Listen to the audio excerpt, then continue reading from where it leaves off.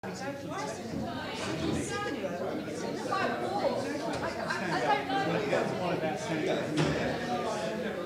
did ask.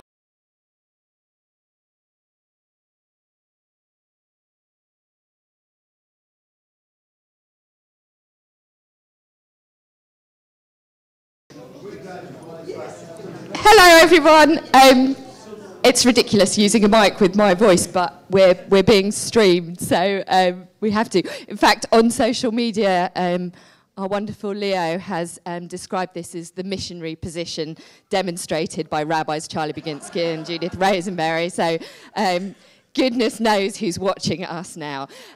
Those liberal rabbis. Okay. So this session, I think, in some ways has probably been about 15 years in the making. I was thinking this morning that it's 10 years since our ordination, since my ordination this weekend. And thank you. And yeah, well done for surviving. Which means that it's about 15 years since, probably nearly 16 years, that Judith and I met at interviews for the college. And we used to take the bus to Finchley Road quite a lot together. And that was a real source of us discussing many questions of vision and liberal Judaism and what it meant to us and what we would be doing differently, probably a lot of those sorts of conversations as you do as idealistic student rabbis. But that idealism, I think, in some ways has remained, and we've carried on those conversations over the last 15 years. And so when it came to the final session, it made sense to bring together the idea of mission with the theology session to try and think about the idea of an integrated vision for us. And so not entirely sure exactly where we'll get to by the end. It might be that we end up with more questions than we start with. But we're going to start, and I probably should have given these out at the beginning, but maybe take one and pass it round. They're not, as you usually get, handouts from Judith that have lots of brackets and hyphens in. I'm afraid they're much less, I don't know, what's the word, Judith, that I'm looking for? Punctuated. Punctuated, yes. More literate. It might be one between two, because I didn't quite expect this many people. Do you need to give this one out as well? No, you keep one. I think it's quite important you have one. Okay. Anybody else need? So we've spoken quite a bit one way or another over this weekend and even before about mission. So in a strange way, we're going backwards, because to start talking about what is a mission, maybe is where we should have started with first. But we're just for a minute going to look a little bit about the idea of mission statements. So, I'm going to have to hand the mic. Right, does somebody want to read where it says what a mission statement is?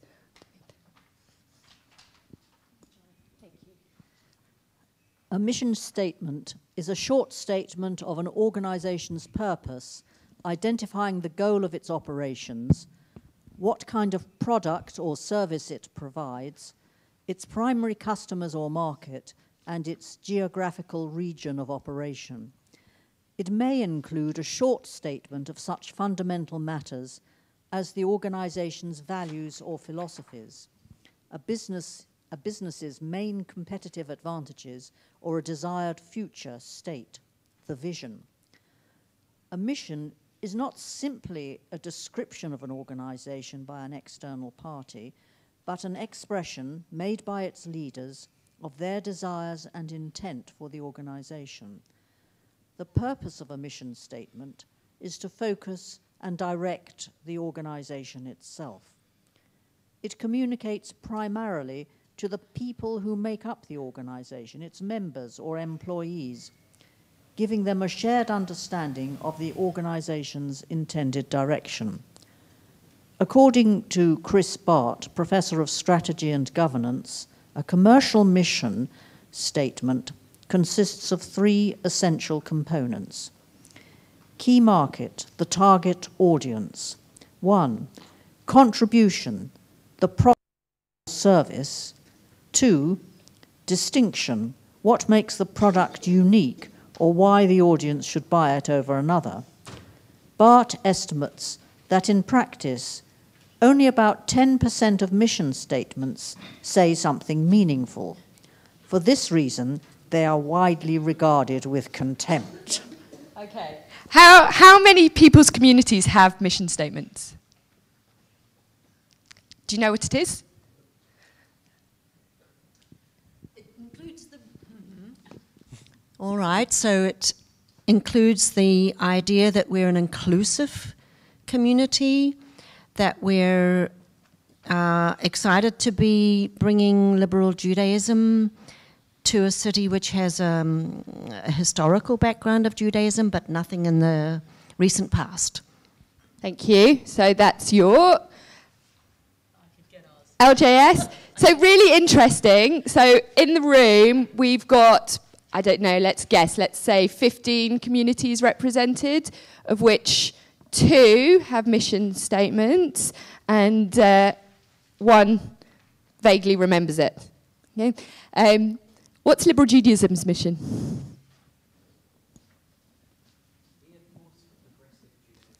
To be a force for progressive Judaism. Anybody else?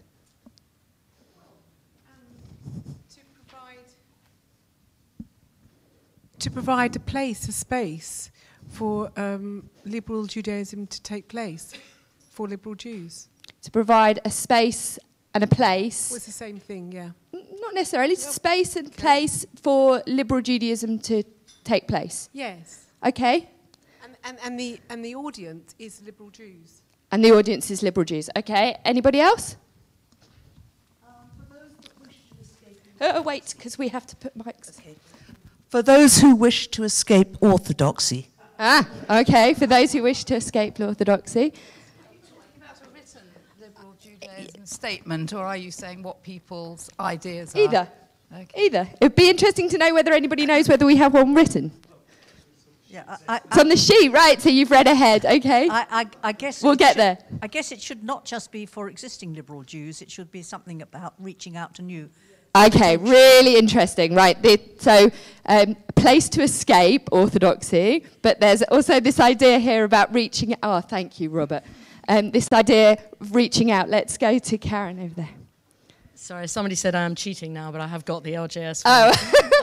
The Liberal Jewish Synagogue is an inclusive, egalitarian community of all ages, working together to explore Jewish traditions, texts and values, and applying them to the challenge of living ethical lives within the context of the social, intellectual, technological and scientific realities of the 21st century. So no wonder you couldn't remember that, right? So, interestingly, Karen, you're on the board at LJS. How often...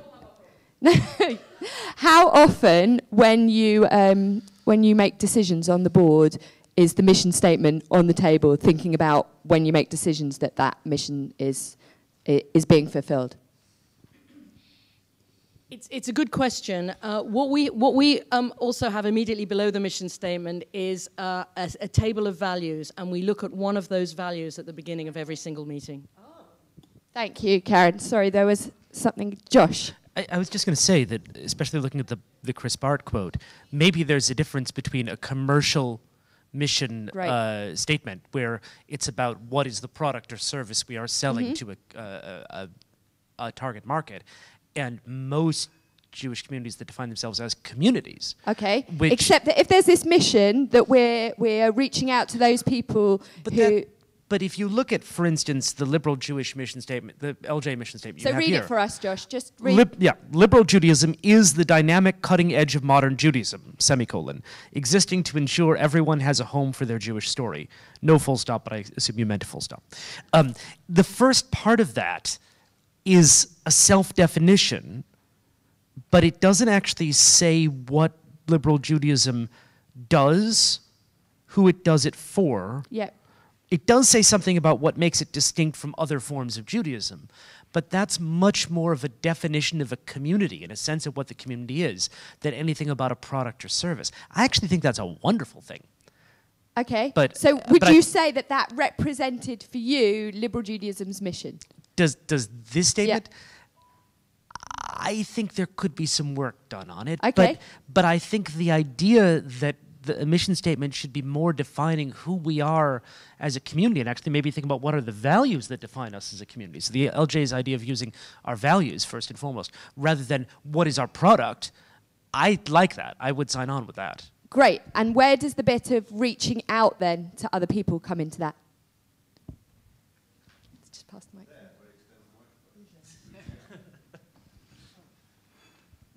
Thank you. I think it comes out in the vision statement. Okay. To transform the way people connect, visualize, and engage with their Judaism. Thank you. Can you just put the mic behind you? Who was it? Yes, with the comment you made about not being orthodox, I should be very interested to listen in the discussion that takes place to the degree that liberal Judaism has discarded the practices of orthodoxy, and whether it really has discarded the... So I'm very interested in, for example, you've still retained, or we've still retained in the liberal prayer book, this ethnic idea of Abraham, Isaac is very central to prayer. But how does that fit in, for example, in inclusivity? Anyone can join. There are ways of getting over it, but I'd be interested to hear what they are. Thanks. Yes, I think that's a really interesting question. I think in some ways Judith might... I know what her answer will be. But actually, do you want to say something? No. You sure? But I think it's an issue we haven't really wrestled with, about the sense of what do we do? What are we really inclusive? That goes right across. I think that they began to tackle some of that in the inclusivity track, which is what does it really mean to be inclusive?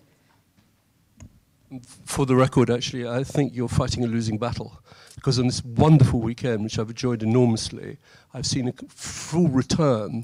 I think the Hasidim have got a lot to be worried about with the choral of what we heard. It's wonderful. I really do believe that, and there's a return back to ritual in the movement. I'm not sure that that those two things are mutually exclusive. Let's go to Adam over here. So I think it was just something that you said before, Charlie, and I wanted to kind of challenge it a little bit. Please. I think we have to be extremely careful about what we're talking about. Yep. So branding and straplines are the outward facing. A mission statement is absolutely about how we want to see ourselves and test the strength of our organisation. And so to my mind, the mission is right because it's a guiding test of how we're running our organisation. I agree with Josh that tweaks on the wording and stuff, particularly around what it is. And I think the whole weekend has tested the question of modern Judaism, and as a phrase.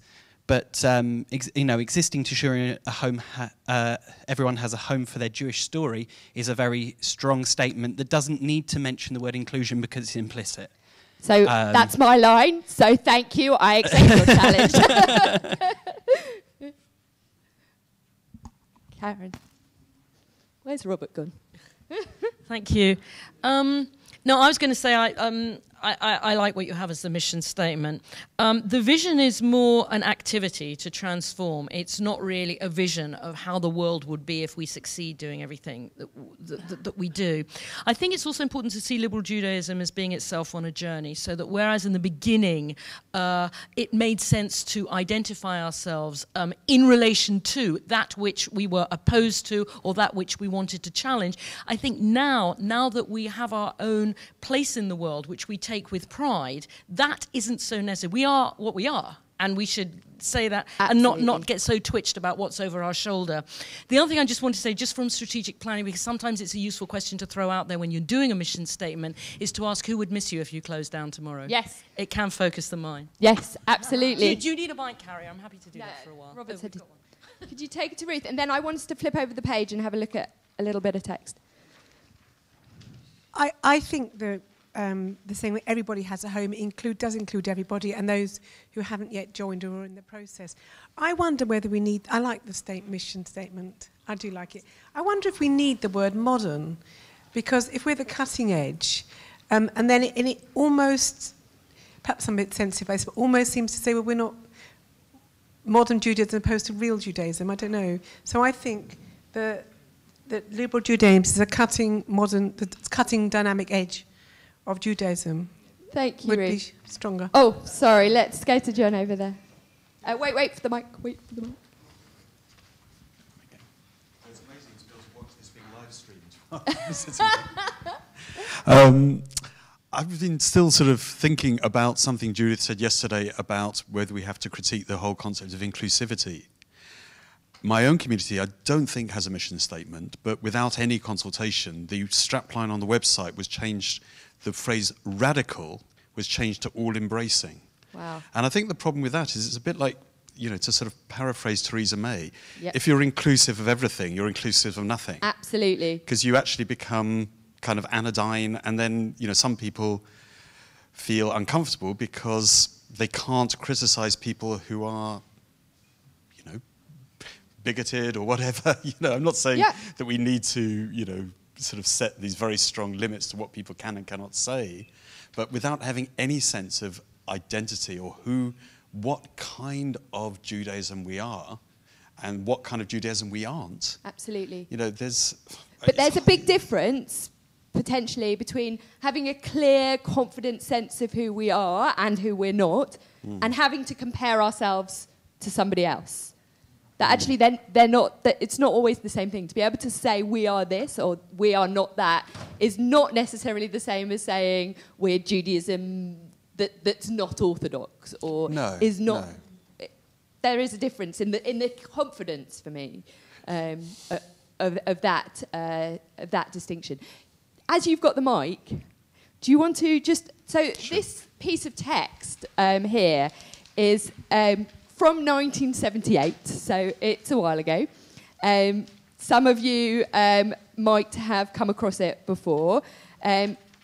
It's from American Rabbi and was presented. It's a very long speech, and I've cut huge amounts of it to take us just to the end of his speech. But maybe you could read a little bit for us. Till you get bored. This is a speech by Rabbi Schindler? Yes. But do you want me to read the introductory bit? It's good to be here. It's good to be here, yes. Okay. Pretend to be him. Right. Get in the swing. Oh, I've always wanted to do this. In an American accent? No. I can't do that. It's good to be here, my friends. Good to be reunited with the leaders of Reform Jewry, with men and women from many congregations and communities, but of one faith, bound together by a common sacred cause. Your presence here gives us much strength, as does your work throughout the year. We are what we are because of you, a product of those rich gifts of mind and heart you bring to our tasks. I come now To the third and likely the most controversial aspect of the matter, I believe that the time has come for the reform movement, and others, if they are so disposed, to launch a carefully conceived outreach program aimed at all Americans who are unchurched and who are seeking religious meaning. It would be easy to tiptoe here, to use obfuscatory language, and be satisfied to hint at my purpose, but I will not. Unabashedly and urgently, I propose that we resume our vocation as champions of Judaism, that we move from passive acceptance to affirmative action. No, I do not have in mind some kind of traveling religious circus. I envisage instead the development of a dignified and responsible approach. Let us establish information centers in many places, well-publicized courses in our synagogues, and the development of suitable publications to serve these facilities and purposes. In short, I propose that we respond openly and positively to those God-seekers whose search leads them to our door, who voluntarily ask for our knowledge. Shall I continue? Yeah, go for it. You're doing so beautifully. I do not suggest that we strive to wean people from the religions of their choice, with or without the boast that ours is the only true and valid faith. I do not suggest that we enter into rivalry with all established churches. I want to reach a different audience entirely. I want to reach the unchurched, those reared in non-religious homes, or those who have become disillusioned with their taught beliefs. I want to reach those seekers after truth who require a religion which tolerates, more than tolerates, encourages all questions. I want especially to reach the rootless and the alienated who need the warmth and comfort of a people known for its close family ties, a piece of ancient and noble lineage. The notion that Judaism is not a propagating faith is far from the truth. It has been a practiced truth for the last 4 centuries, but it was not true for the 40 centuries before. Abraham was a convert, and our tradition lauds his missionary zeal. Isaiah enjoined us to be a light unto the nations and insisted that God's house be a house of prayer for all peoples. Ruth of Moab, a heathen by birth, became the ancestress of King David. Zechariah foresaw the time when men of every tongue would grasp a Jew by the corner of his garment and say, "Let us go with you, for we have heard that God is with you." During the Maccabean period, Jewish proselytizing activity reached its zenith. Schools for missionaries were established. By the beginning of the Christian era, they had succeeded in converting 10% of the population of the Roman Empire, roughly 4 million people. It is true that the Talmud insists that we test the sincerity of the convert's motivations by discouraging him, by warning him of the hardships he will have to endure as a Jew. You can tell the time. But the Talmud also says that while we are to push converts away with the left hand, we ought to draw them nearer with the right. After Christianity became the established religion of the Roman Empire, and later again when Islam conquered the world, Jews were forbidden to seek converts or to accept them. The death penalty was fixed for the Gentile who became a Jew, and also for the Jew who welcomed her. Many were all actually burned at the stake, and the heat of the flames cooled our conversationist ardor. Even so, it was not until the 16th century that we abandoned all proselytizing efforts. Only then did our rabbis begin their systematic rejection of those who sought to join us. But this is America, and it is 1979. No repressive laws restrain us. The fear of persecution no longer inhibits us. There is no earthly and surely no heavenly reason why we cannot reassume our ancient vocation and open our arms to all newcomers. Just finish the back now. Now you've Sure. started. Why are we so hesitant? Are we ashamed? Do we really believe that one must be a madman to embrace Judaism? Let us shuck our insecurities. Let us recapture our self-esteem. Let us by all means demonstrate our confidence in the value of our faith. For we live in a time when millions of our fellow Americans are in search of meaning. Tragically, many of the seekers go astray, and some fall prey to cultic enslavement. Searching for meaning, they find madness instead. Well, Judaism offers life, not death. It teaches free will, not the surrender of body and soul to another human being. Thus, the Jew prays directly to God, not through an intermediary who stands between him and God. Judaism is a religion of hope, not despair. Judaism insists that man and society are perfectible. Judaism has an enormous wealth of wisdom and experience to offer this troubled world, and we Jews ought to be proud to speak about it, to speak frankly and freely, with enthusiasm and with dignity. I didn't write this. No, but you delivered it beautifully. How, Pete? Don't speak until you have a mic. Just slightly concerned. The only one time that you changed the gender from male to female was when the Gentiles were burnt at the stake. Thoughts? Just thoughts. Wait. Bring it on. I understand the historical reasons why we don't try and convert people. But as this guy says, no travelling circuses, although I'd probably enjoy them. Trapeze? Sorry, trapeze. I'm not volunteering for that one. But it is the time. People are desperately seeking some sort of religious affiliation, for want of a better word. And all the others, as far as I can tell, have horrendous dogma, which I cannot live with, and I'm sure that's most of us. Thank you. Other thoughts? Sorry. Seeing as there has been a reference to business with the mission statement. Yes, absolutely. In business, you should, rather than try and Should we swap mics? Sorry, it's my... Rather than always trying to seek new customers or clients, you should look after the ones you've got. And I think it was referenced yesterday a couple of times at least that a lot of our members aren't, and especially in our community, they're not active. We have a huge membership, but they're not active. So maybe before we think about a mission for other people, we should look to ourselves. Absolutely. Thank you very much. Pete? Yeah, picking up on that, one of the things that has come to the surface recently is a rather boring Facebook argument about Pete, speaking to the mic. What is progressive Judaism, which it seems that generally in the area that my synagogue, and indeed this young man's synagogue, is located, which has an enormous number of Jews and therefore an enormous variety of synagogues, that the liberal shul is kind of dismissed as a bit of a red herring and almost a joke because we just make it up as we go along, and the general perception of what liberal Judaism is makes it impossible to really package it, and then they come and experience it and find that it's actually not what they expected at all. So we need to have some kind of a package, both to our own members, as Mike says, because they don't know half of them don't know what it is either. They just know that it doesn't demand as much of them as another Judaism might, but that's all. And that's actually seen as being a negative thing in most of the community. So we need to package ourselves in some way that looks more attractive to our own members so that they then in turn can pass it on to others who are not members. Thank you, Adam. And then we'll come back over. I just wanted to acknowledge, I think I've always been strictly stay away from missionizing kind of thing, and I think it's one of the most wonderful things about Judaism is it doesn't go out and missionize. But I think this weekend I've seen the light, and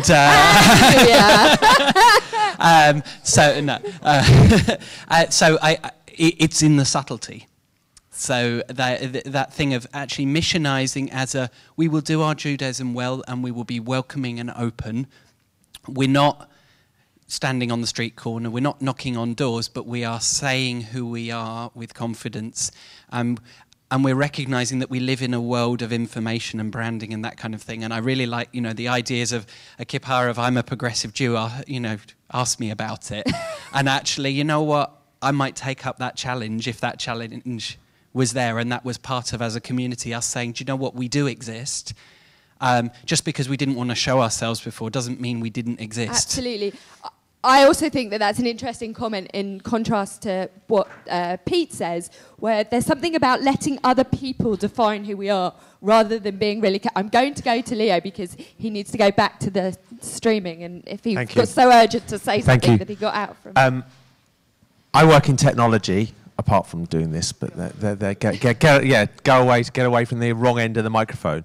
But also, I'm involved in sport, and a few of us here also, my experience in sport, particularly I remember when we first started doing live games at football, the clubs didn't want us to actually do any live games. They didn't want to tell people outside of the people who were in the stadium what you were doing, because it would reduce the number of the audience that was coming. In fact, it did absolutely the opposite. The minute you actually show people what you do and you start talking about it, then people are interested and they don't see a fear factor. That's why I do the streaming. That's why I actually work with other shuls and with churches, because if people actually see what they do and understand it, the mysticy of all of the things of, well, you have don't you have to have sex with a hole in a sheet? No, we're real people. No, it's got a whole new understanding of the missionary position. That's exactly it. But you suddenly can actually, people are interested. And as others will know, I'm involved in scouting. We had exactly the same problem. We were having declining numbers involved in scouts until you actually went out and showed people what we do and did something interesting. People then are interested. I love the idea of being missionary in shuls, because if people know what we do and are interested, and some of us have listened to the podcast Unorthodox, they said there's 90,000 people in Poland who've got at least one Jewish grandparent, but don't recognize, at the moment the list is recognized as the number of Jews in Poland are tiny. If you start missionizing, you could actually get loads of them. Thank you, Leo. Thank you. Let's come over here now. Josh, and then we'll come to the... Sorry, he's just had... Then we'll come to you. So if what we're talking about is a honest and respectful invitation to people of goodwill to join our ongoing conversation and life about negotiating all the things we've been talking about in the theology track, negotiating and trying to figure out what it means to live within the Jewish tradition in the contemporary world with all the uncertainties that involves, I'm all for that. But I want to say, I was the chair of the Jewish Society at Trinity College Dublin for about 4 years when I was there. We're the only student Jewish society in Ireland. And we had an enormous number of people who would have been exactly the sort of people that would have been targeted here.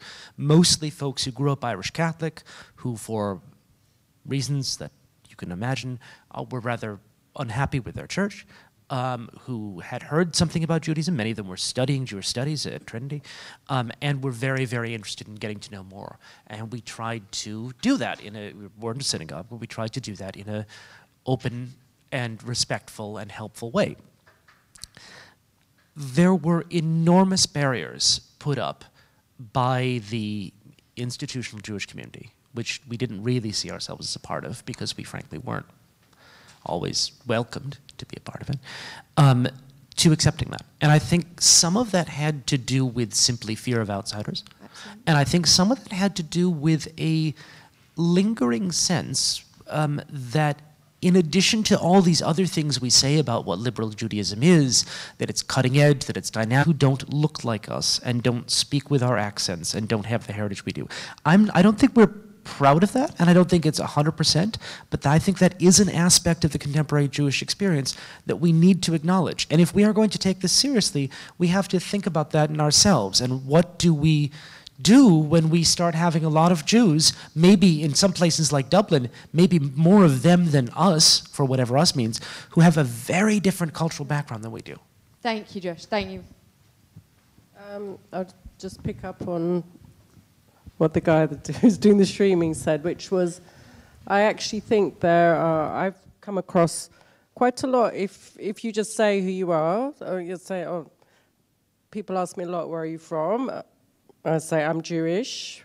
Sometimes get a glazed look, like, oh, you don't look Jewish, what I think Jewish means, so how people perceive us. But it's amazing the number of people I come across like, oh yes, my grandmother's Jewish. And so actually, they're actually interested in exploring their identity and reconnecting.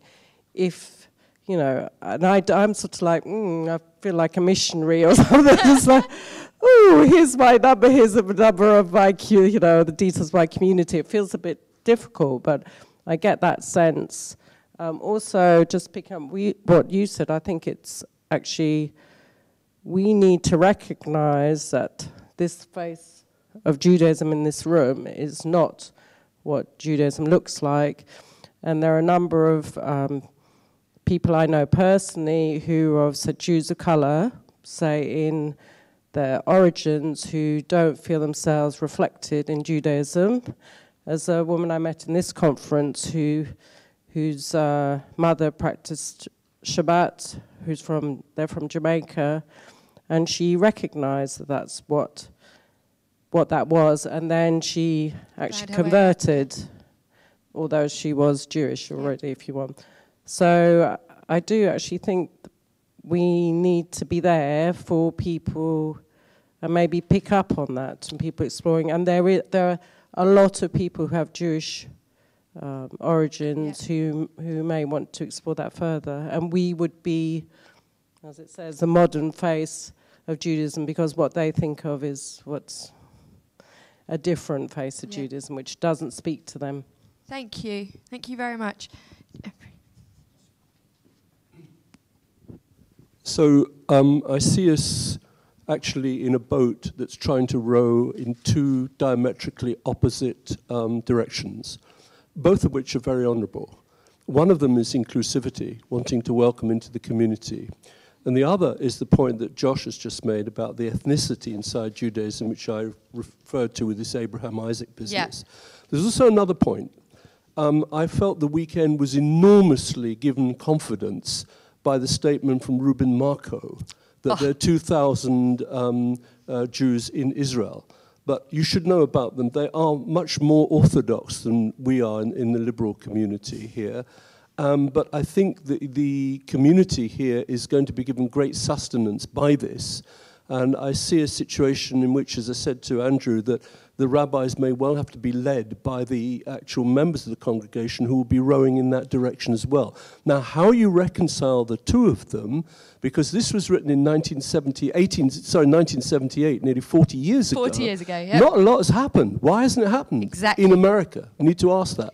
I agree with you. I'm really glad that you mentioned Reuven, because for me, that's a real example. I mean, there are lots of very good examples, but he's an amazing example of what the lay leadership are doing for the IMPJ, for the Israeli Progressive Movement. And it's a wonderful combination of real practical tachlis and great deep thinking, and taking his skills from his own background and really bringing them into the community. Maybe to change course a little bit, I notice in Schindler's statement, in short, I propose that we respond openly and positively to those God seekers. Are we looking for God seekers? And he talks about members of our faith. We might have to change things. Are we looking for people who want a community, or are we, which probably is the most people looking for, or are we looking for people who are looking for God? I'm not entirely sure. We don't have the word God in our mission. So I'm not entirely sure how to answer that, except to say that for me it's been very interesting walking around every single session on the over the conference. And of course, it's because we have such a fantastic teacher in the theology track, but the number of people consistently in the theology group was the largest by far of any other track. For me, that's something we absolutely have to take away from this conference. Karen. Yeah, no, I absolutely agree with that. I just want to say three quick things. I agree with what you were saying about we need to energize our own membership, and I think each synagogue needs to work out how to do that. But I also think that liberal Judaism needs to be much more out and proud about what we do and what we do well. And one of the things that we do well is community. I think in the 21st century we lead astonishingly atomized lives, us with our computer screens. And I learned what a community was actually in my synagogue. And I remember the exact moment when it happened. I was in synagogue the weekend after my mother died. And I remember we print synagogue menus every week, and I remember seeing that there was a baby blessing that week, and I remember thinking, oh, I've just got time for that. You know, I mean, my mum's died, and there's some bloody baby blessing going on, for goodness sake. But when it actually happened during the service, my experience was 180-degree reversed, and I suddenly realized this community is there for this family in their joy now.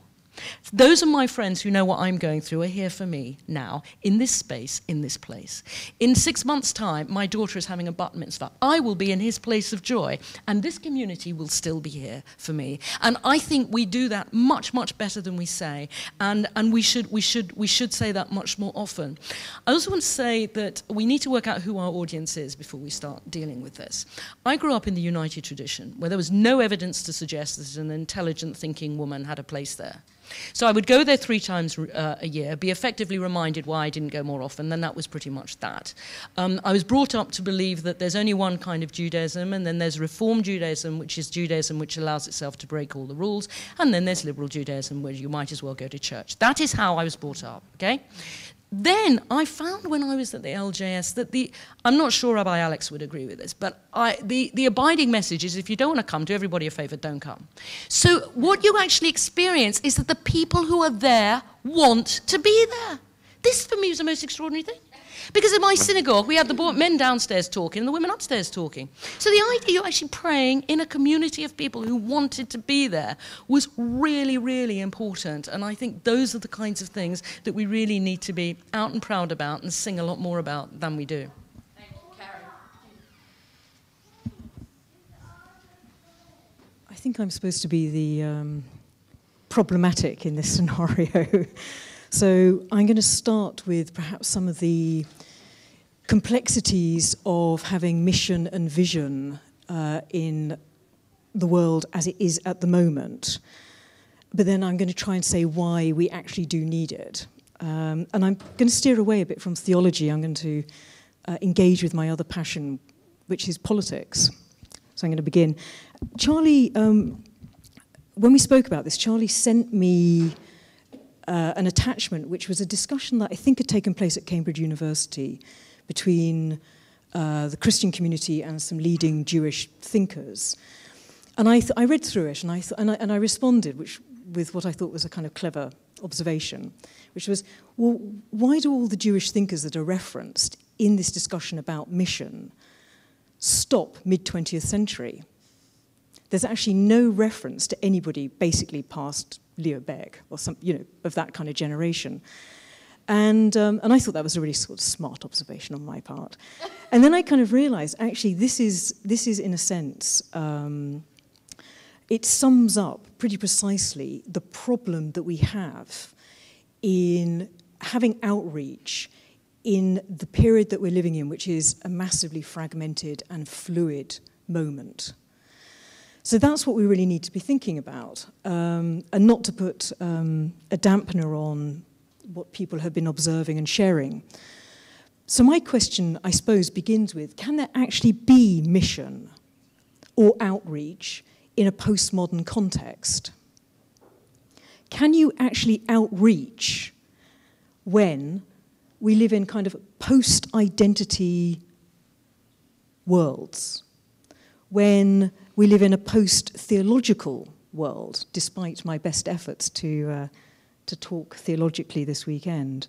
And we actually live, although I know people are saying people are looking for community, but we're living actually in a post-community world as well. So people might be expressing that they want to join something, but their commitment to it might be via Skype or it being streamed. Their actual presence is going to be less obvious. So that's kind of, I think those are kind of interesting issues. We're looking at a time and a moment where we have to understand that everything is fluid and everything is fragmenting, but not to get too kind of gloomy about it. So the question then, I suppose I'm asking myself, is can liberal Judaism have a kind of outreach or a kind of mission statement? And I suppose I'm just going to be a bit equivocal here and say yes and no. Modernity lent itself to mission in a really kind of neat way, because modernity, as we've been talking about for the last couple of days, really is about reason, rights, and personal autonomy. All of those things are now seriously questioned and seriously deconstructed. So it was easy for people like Abraham Geiger, Herman Cohen, Claude Montefiore, Leo Beck to talk about how Jews could go out into the world, either to attract other Jews or other people, I guess, because there was something universalistic about the understanding of what Judaism was. I don't think that in this moment, it's not to say that it won't change again, but that we live in a period where we can actually go out with a kind of universalistic message. The message is highly particular, and I'll move on to that in a moment. But modernity lent itself to progressive, prophetic, and political messages. It had a clear purpose. And I don't think we really, I think we might know that we have a purpose, but we're not entirely clear about what it is. So it's my, I've been carrying this, what's this thing called? Flip chart. Flip chart. It's not very technological. It's quite fluid. Thank you. So, postmodern progressive Judaism is a completely different beast to modern progressive Judaism. And it does make outreach much more complicated, if not kind of impossible at the moment. Why? Because postmodernity is all about the subjective and sovereign self. So you might have a whole load of people saying, wow, liberal Judaism is the place I really want to be, but I just want to be me in liberal Judaism. I actually don't want to be, perhaps, or have part of the community identity.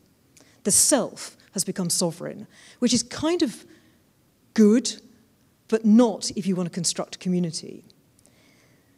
Postmodernity is highly particular. It's relative. So everything is kind of up for grabs. There is, in a sense, no truth. There are many truths. How does a community deal with that? We've discussed plurality and fluidity.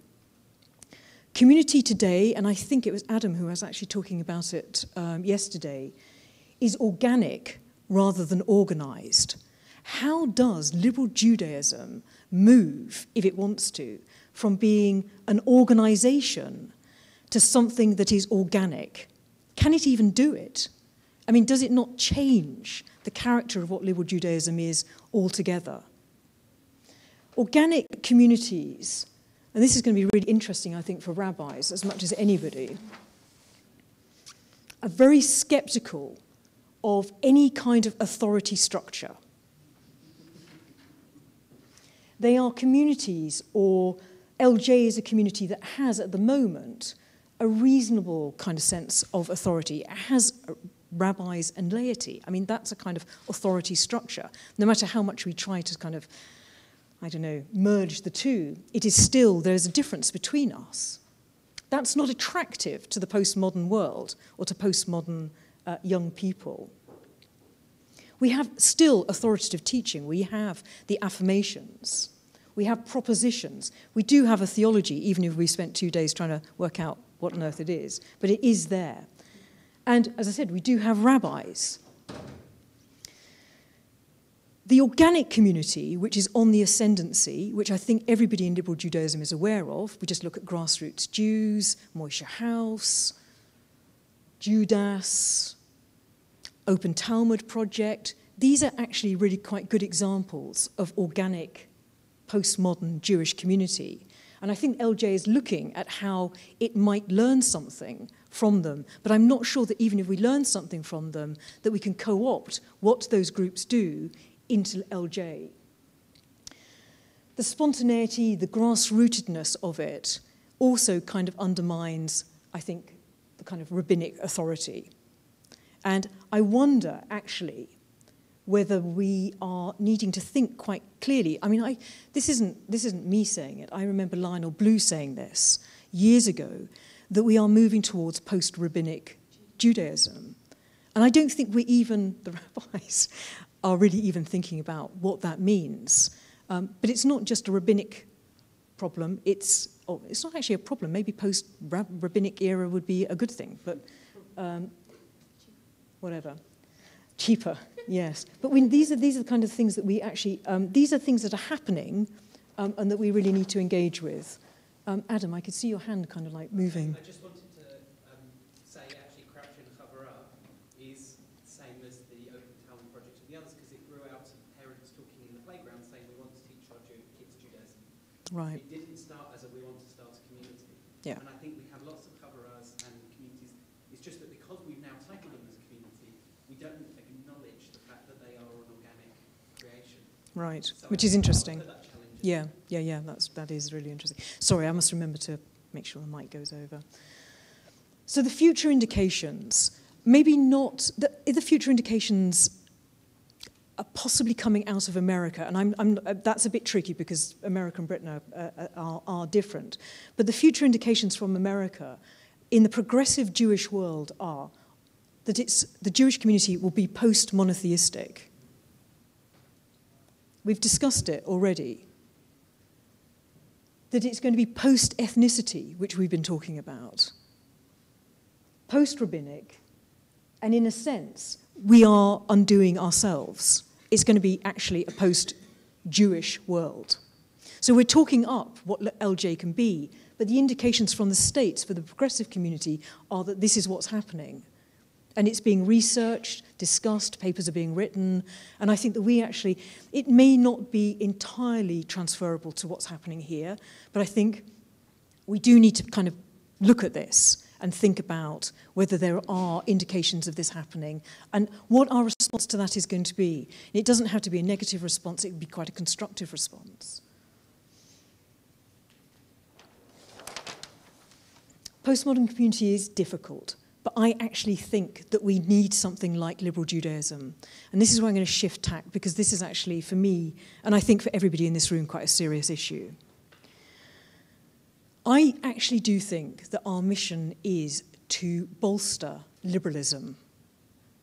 Liberalism has been under attack for quite a long time, but we're actually seeing the consequences quite clearly now.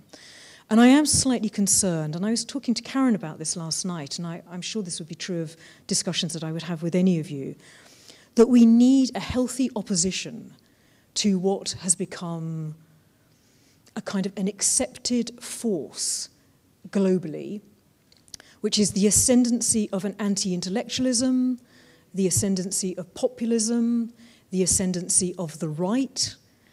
And there seems to be, I think that liberals have been cowed, and somehow we need to bolster each other. And liberal Judaism, I think, has a part to play in that. It may just be small, but small doesn't mean that it's not actually really, really important. So this is why, in a sense, if we're going to go out and say, we are going to become part of a wider movement of perhaps political liberals as well as religious liberals, to form a coherent opposition to those things that I just mentioned, then let's do it. We can't do it too soon. We have President Trump. We have, I don't know what people feel about Brexit, but there are indications that Brexit wasn't an entirely progressive move. There seems to be the rise of authoritarianism, dictatorships, people looking for strong-armed guidance, and that's not what liberalism is about. We are about the opposite. We are about the empowerment of people and individuals. So we need to do that. But it's actually, I'm saying that, and I feel I'm being a bit unfair, because I think that we are doing it. We are really, really good, actually, at progressive politics around Israel. We're really excellent at campaigning around refugee issues and LGBTQ. We're great advocates of feminism and equalities. We're running all sorts of campaigns around living wage, food banks, poverty in our midst. We're linked to Citizens UK. I don't actually know an awful lot about them, but I know from speaking with Rabbi Janet Darley that that's something that a lot of liberal synagogues are very, very interested in. And we're also doing our bit to counter anti-Islamic feeling, which is absolutely crucial. But There are other things that we need to be talking about. And these are just some of the concerns that research has shown that young people and young Jews are really, really preoccupied with. And they're bigger issues. They're issues like the global technological Cold War, which we're seeing actually obviously playing itself out at the moment. The erosion of democratic institutions and the rise of populism. And of course, the relationship between democracy and populism is a fraught one, but if liberal Judaism can start to actually kind of think about that, then that's a really great contribution.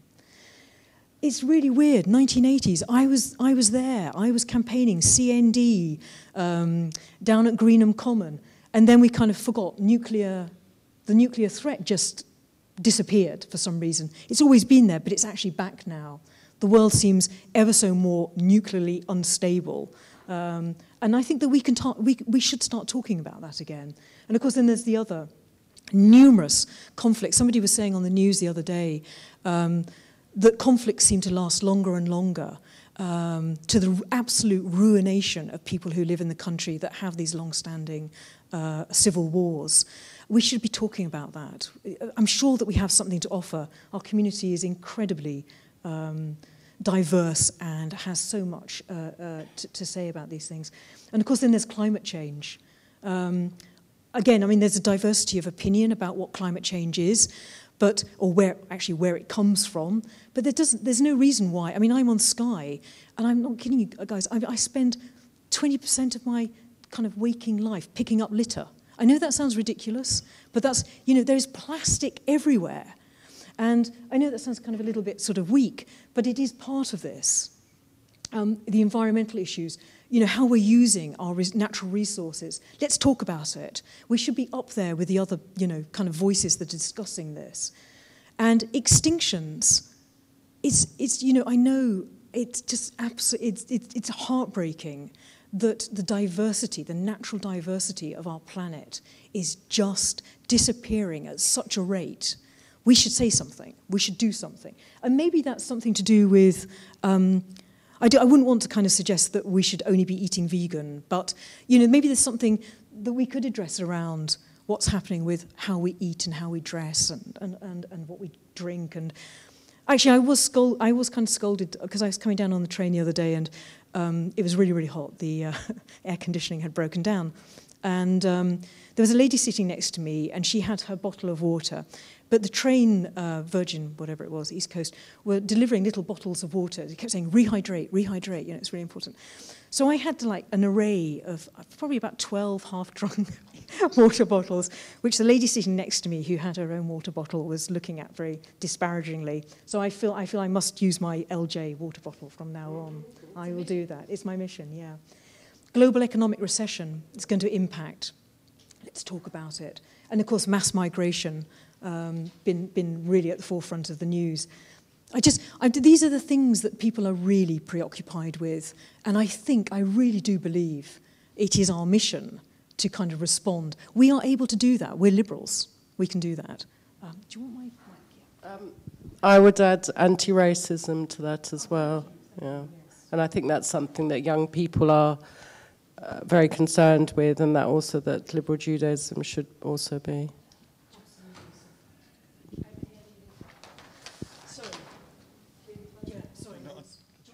Did you want to answer that point first? Yes, please do, yeah. Sorry, did you want to answer the point from Catherine about anti-racism?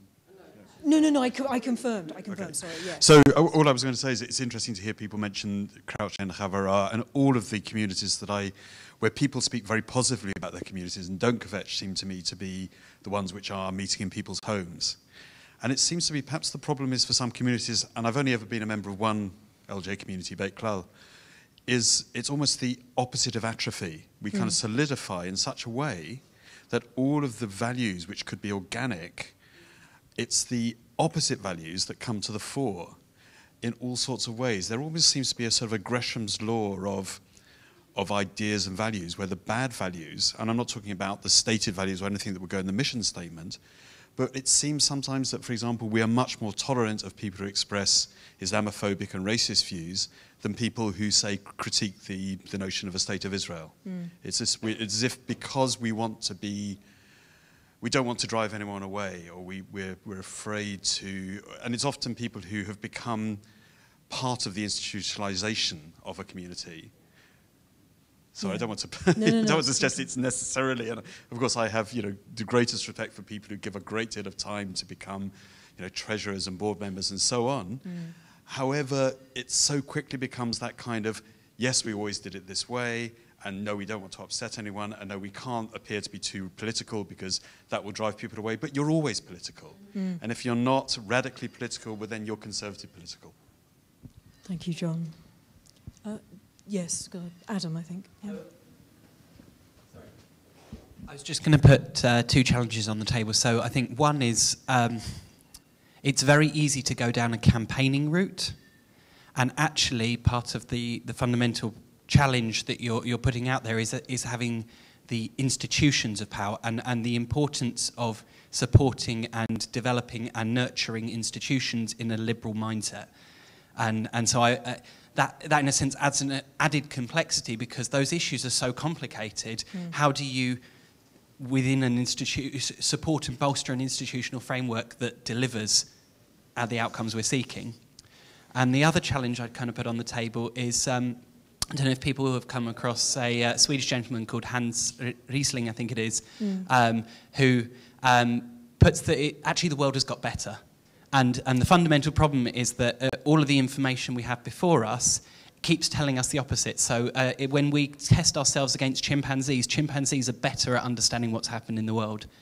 And he has a survey of like kind of 10 questions. So I highly recommend it. It's a TED talk that's out there. And you will be guaranteed to get the answers wrong because of the way that we are telling the stories in the world about what's happening in the world. And I think actually within liberal Judaism, we have an opportunity to create the stories that tell the right story about what the world is, where the direction the world should be going in. Thank you, Adam. That's really... It is a curious problem, I think, for people historically who've been on the left when they're faced with the success of capitalism. There's no doubt that people live in less dire poverty now than they did, and that is a truth. But, as you say, there are other stories, and one of them that's really kind of like at the forefront, I think, of all our minds at the moment is the attack on liberal values.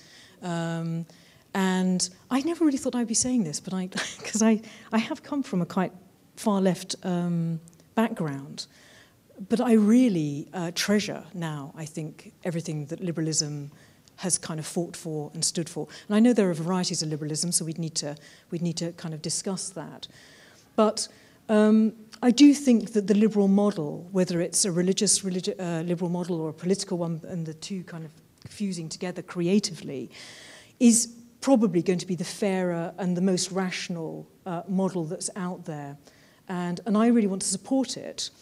And I think part of our mission should definitely be kind of bold. When I was listening to John reading the Rabbi Schindler thing, there's a part of me that was quite excited, even though it was written in 1980. I was thinking, can we actually transfer that kind of emboldened language, that we actually have something extraordinary to put out there? It would need to be tweaked a bit, but yes. Could you just tell us what the liberal model is? I've always wanted to know.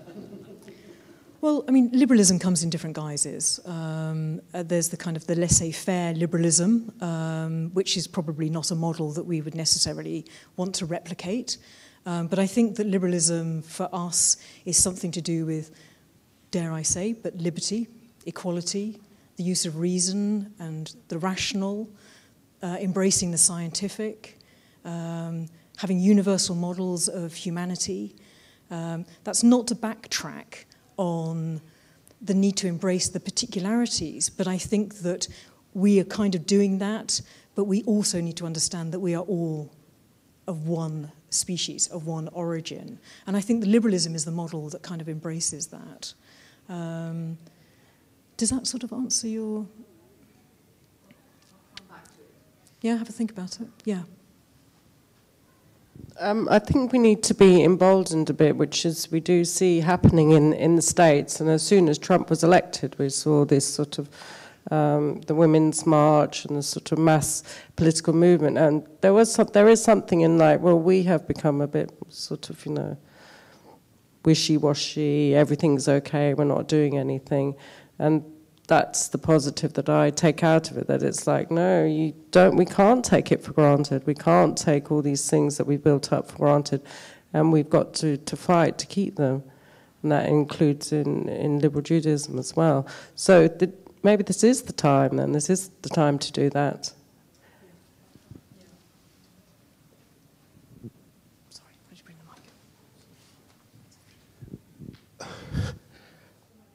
mic? Can I come back to God? I mean, we have an agenda here, which is a social action agenda, which I don't think any of us would decry. But when I read the news and when I talk to people, the other factor is young people self-harming, personal lives breaking up, people lonely, people asking the questions that have perhaps been asked for millennia. What's the purpose of life? What's the purpose of my life? What will happen when I die? Do I want to die? And all of the things which have been also the stuff of religion. And so far I haven't heard that, and maybe that also has to be put into the mix as something that actually is the thing we're trying to sell to people. It may come through community, it may come through our writings, it may come through our sermons, it may come through our lectures, it may come through our groups, it may come through our personal thing. But for me, I think that would be fairly high on my agenda. So, sorry, Andrew, kind of the alienation of people from meaning. Yeah. Yeah, and a sense of their worth. Yeah. Also, yeah. Just one second. This is very short. Just coincidentally, because I had a thought probably building similar to what Andrew was saying. I don't want us to be a political movement. I don't mind us being political, but I'd like it to be framed around the religion and maybe the other things Andrew said. Yeah, no, I agree with that, and I think that's one of the things that if you do the strategic question around who would miss us if we've closed down tomorrow, it is actually combining the idea of the Jewish tradition may have something to offer to some of these 21st century problems that's so exciting for LJ to be a vehicle to address that. What I was going to say, which is maybe partly to do with that, is I think in many ways human rights are a really good lens through which to look at this, because the consensus around human rights and the beautiful thing that human rights did, which is say that you are a human being whether you are in Sweden or in Swaziland, so therefore your maternal health care options will be different in those spaces, but you're a human being and therefore the dignity and other things that are in here and all the rest of it. That's breaking down because the chasm between the has and the have-nots have allowed us to have a universe whereby it's okay for the US to withdraw from the human rights treaties and all the rest of it. And I think that's where liberalism has to say, if being human means something, what does it mean? And I suspect that Andrew may be right, that some of our Jewish tradition could help us with phrasing that question or positing that question. I mean, thank you. Sorry, no, go for it.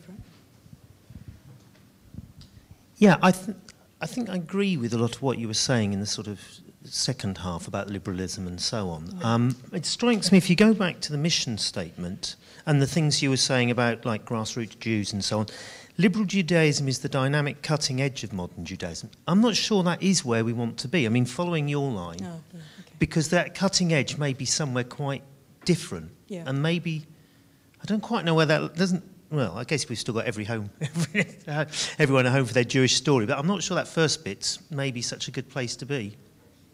That's really interesting. That is really, and that it may be getting a little bit closer to the kind of the crux of the matter, because Charley might want to say something about this. I mean, part of, I think what Charley was suggesting was that there are people who are on the margins of the Jewish community who are being drawn and profoundly moved by the grassroots cutting edge of Judaism. And it's not liberal Judaism. So we could. I mean, I don't think there's a problem with saying, let's not be the cutting edge, let's be something else. But if you want to be cutting edge, then you need to look at what's attractive. What's attracting people today is not the dichotomy between religion and politics, but how the two fuse together. I actually don't think it's a binary. I think we have a huge tradition. And I'm not saying let's all be Marxists. I'm saying the tradition is liberal politics. How we translate that today is something that we would need as a community to discuss. It's not for me to dictate or for Charley to dictate. But it's something that could actually, I think is necessary if we're going to be, I think, a little bit of what Charley and others in liberal Judaism are suggesting we need to do. But it's really interesting that you say, do we need to be, do we want to be cutting edge? Because if we do want to do that, we do want to be that, then it comes with probably a redefinition of what liberal Judaism does and how it understands itself. Yeah. Sorry, somebody else? Yeah. Just picking up on what others are saying, and I think that's something that I've gained a lot from liberal Judaism is community, and I think people do feel alienated, and that's something that we do provide. It's a two-way process, but it's about being open to that and providing that community. And in lives that we lead, which are distance from others, and some of us may be distanced from our own families for various reasons, that we don't necessarily get that in that. So it's providing a different sort of family, chosen families, people who care around you, which you also spoke about as well. Absolutely. So I just think I am acutely aware of the kind of the tensions that are created when you perhaps start to speak about political issues in a room where people have come to celebrate perhaps other things, religion and culture. But I don't think that I would be wrong in saying that liberal Judaism's mission is still to speak truth to power. Is that not political? That it's still our mission to unmask corrupt, abusive principalities and powers? That's part of our prophetic tradition. That's what we do. And I just think that if we can find a way of articulating that for this moment, and it's not to say that it won't change again, but if we can do that for this moment, then we're aligning ourselves with a fragmented liberal opposition to things that are actually probably pretty unacceptable to most people who live in liberal democracies today. And I don't know, I mean, this is just my opinion, but I just think that it would be kind of profoundly attractive if we found our voice. Not to say that we entirely lost it, but I think that along with other institutions that are liberal, we need to kind of step out of being maligned and just kind of go, actually, we are where it's at. The world needs us, and that's our mission. We're going to speak truth to power. Whether that's theological or whether that's political, I think we can do it. I think we have to finish, so thank you.